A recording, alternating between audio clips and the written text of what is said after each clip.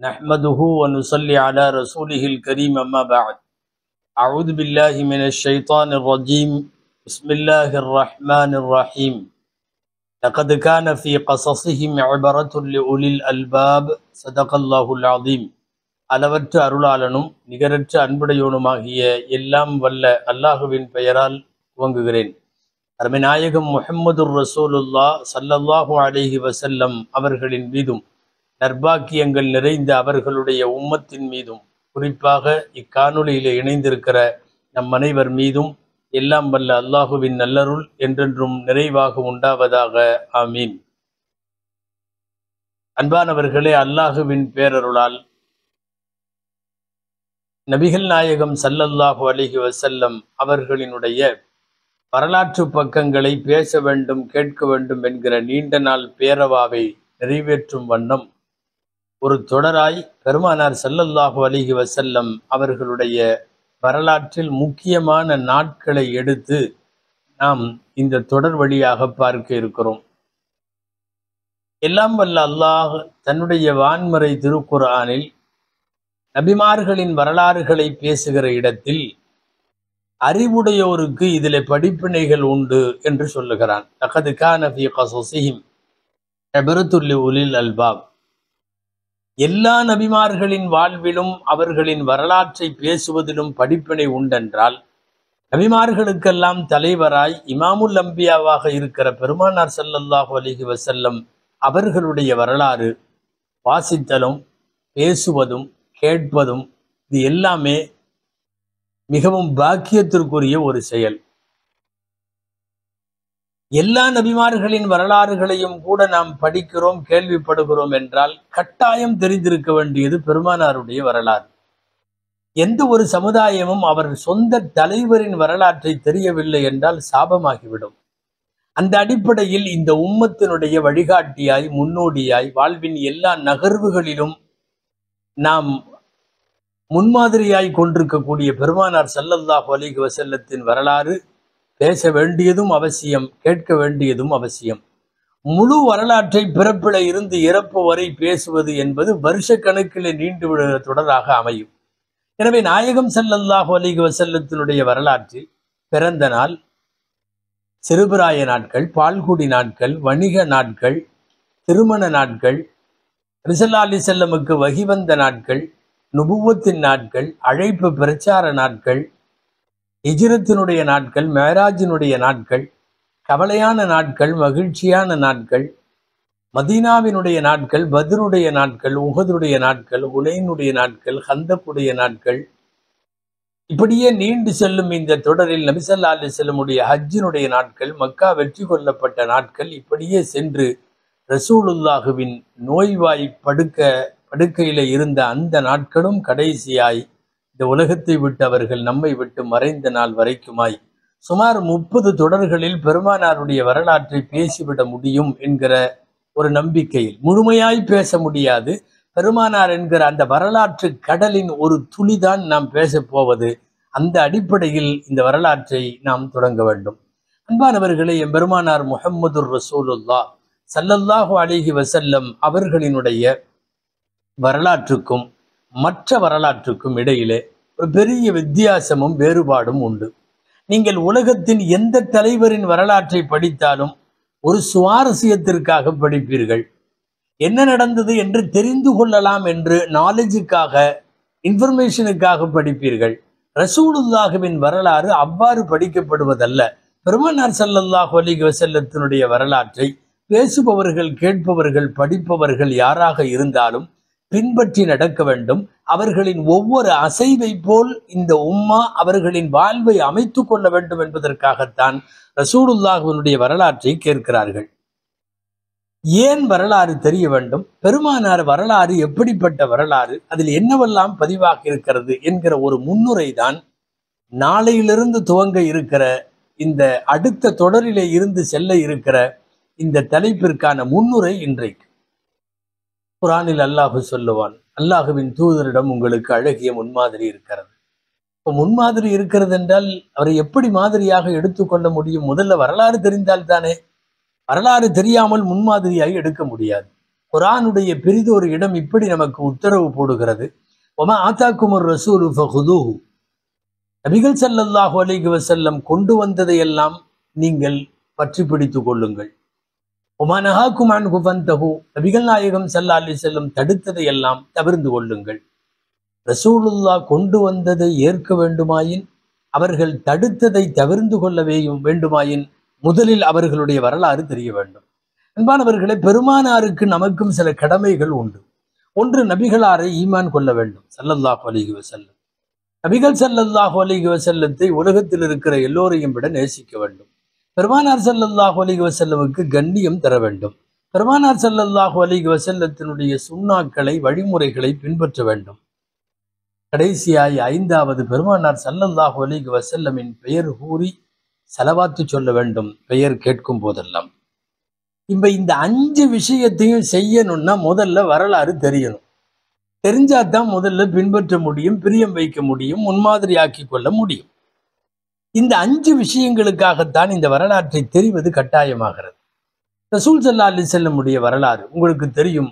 22,630 நாட்கள் இந்த உலகத்தில் வாழ்ந்தார்கள். 22,330 நாட்களும் ஒரு 6 மணி நேரமும் வாழ்ந்த அந்த பெருவாழ்வு குறித்து அவர்கள் விடைபெறும் போது சொன்ன செய்தி என்ன தெரியுமா? பல்லிகு அன்னி வலவ் ஆயா. என்னை பற்றி ஒரே ஒரு வசனமாக இருந்தாலும் அதை நீங்கள் மக்களுக்கு எத்தி வைக்க வேண்டும். நபிகளாரை பற்றி தெரிந்ததையெல்லாம் உலகத்தில் இருக்கிற எல்லாருக்கும் சொல்ல கடமைப்படுகிற போது அந்த வரலாறு ஏன் தெரிய வேண்டும் என்பதற்கு விடை. நபிகள் ஸல்லல்லாஹு அலைஹி வஸல்லத்தினுடைய வரலாற்று எங்கிருந்து எடுக்கலாம்? ஒன்று, குர்ஆனில் இருந்து எடுக்க வேண்டும். குர்ஆன் நூற்றுக்கணக்கான இடங்களில் ரசூலின் வரலாற்றை பேசுகிறது.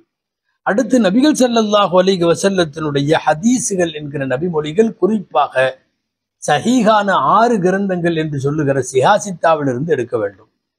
அடுத்து, பெருமானாருடைய வரலாற்றை கண்ணால் கண்டு, காதால் கேட்டு, நேரிலே அனுபவித்து, உள்ளூரிலும் வெளியூரிலும் உடனிருந்து ரசூலுல்லாஹுவோடு உடன்பட்ட சஹாபா பெருமக்கள் என்கிற முதல் தலைமுறை தோழர்கள், அவர்களிடமிருந்து பெருமானார் வரலாற்றை கேட்க வேண்டும். ரசூலுல்லாஹுடைய வரலாற்றை நிறைய நூல்கள் பதிவு செய்திருக்கிறது. இந்த உலகத்தில் ஒப்பற்ற நூலாக முதலாய் வெளிவந்த ரசூலுல்லாஹுவின் வரலாற்று நூலாக கருதப்படுகிற சீரத்து இப்னு இஸ்ஹாக் ஆரம்ப நூற்றாண்டுகளிலேயே வந்துவிட்டது. சீரத்து இப்னு இஸ்ஹாக் முக்கியமானது.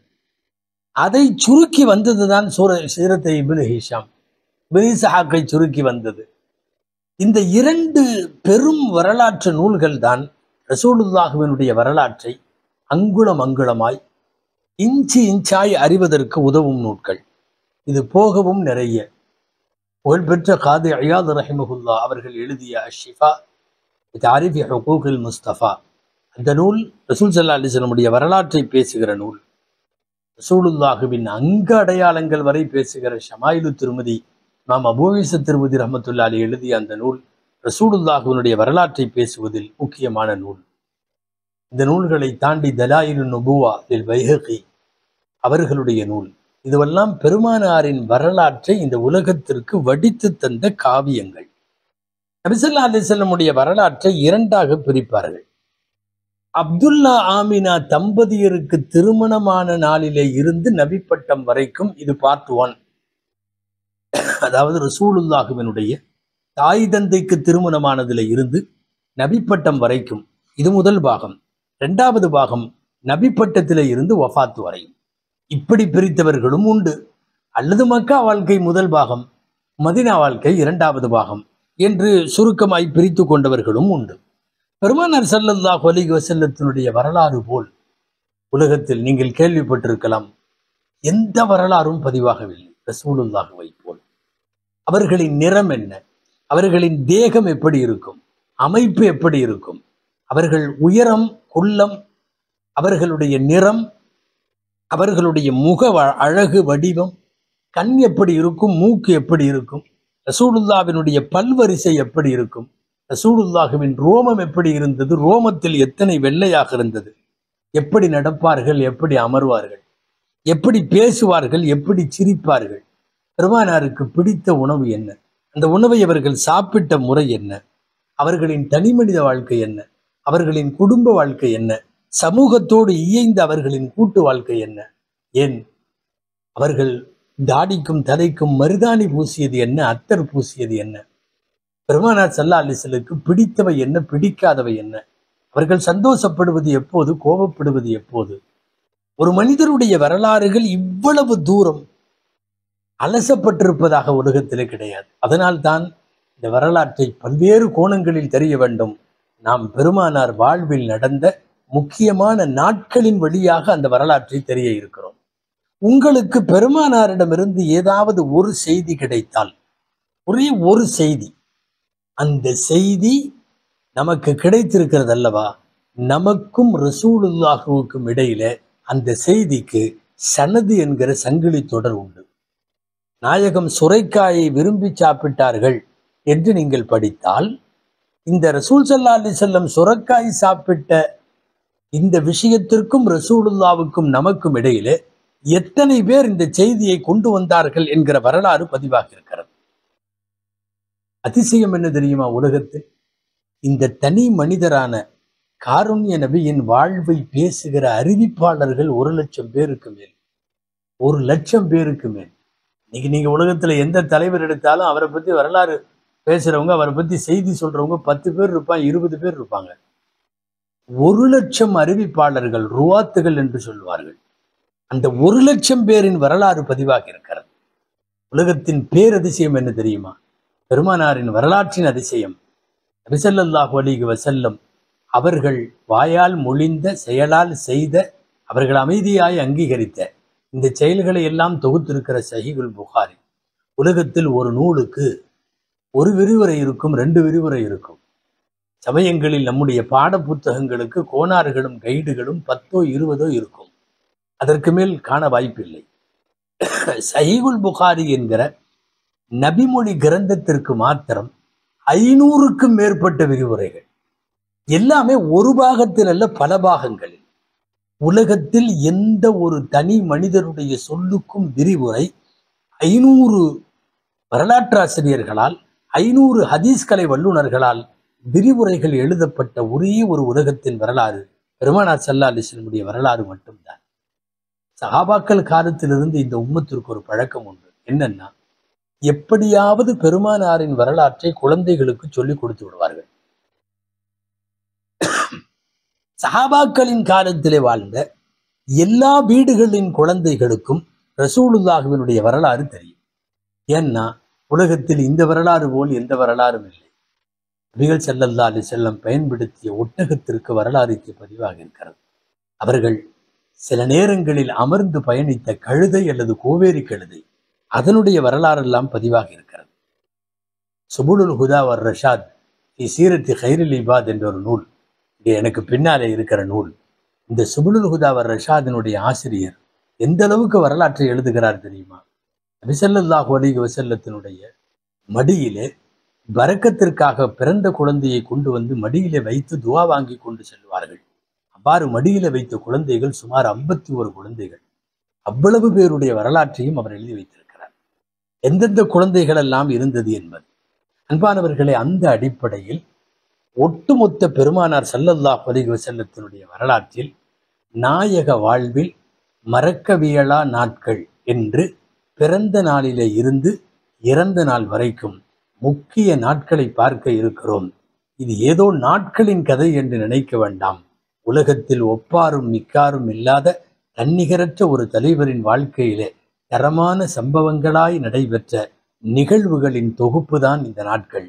நீங்கள் ஒவ்வொரு நாட்களை வாசிக்கிற போது பெருமானாரோடு வாழ்வது போல், பெருமானாரோடு இருப்பது போல் ஒரு காட்சியை வரலாற்றின் வழியாக நாம் பெறுவோம். துவா செய்வோம். அல்லாஹு ஜல்ல ஷானுஹு தஆலா அருமைநாயகத்தின் வரலாற்றை பேசவும் கேட்கவும் மட்டுமல்ல, எல்லா நாட்களிலும் வாழும் காலமெல்லாம் அதன்படி செயல்படவும் அல்லாஹ் தௌஃபீக் செய்வானாக. ஆமீன். வ ஆகிரு தஅவானா அல்ஹம்துலில்லாஹி ரப்பில் ஆலமீன். அஸ்ஸலாமு அலைக்கும் வரஹ்மத்துல்லாஹி வபரகாத்துஹு.